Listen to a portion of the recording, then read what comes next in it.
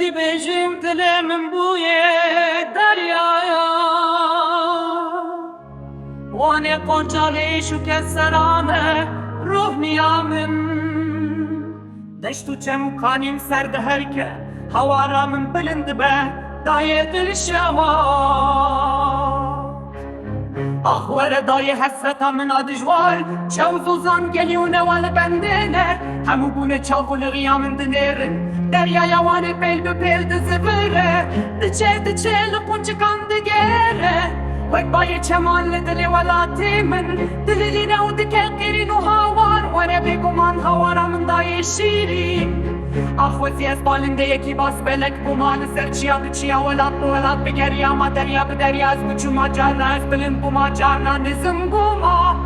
Baskên xwel bayê zira bixistema bifiriyama Deryaya Wanê dilê welatê min Ev demek dirêje min nedîtiya heba bû kal Ez ê biçûma ber peravên Wanê rûniştima Li dilê welatê xwe mehna xwe vekirima Hawara min bilind be dayê dilovan Were dayê were hesreta min a giran Berîkirina min dilê şekkûre navê wê welatê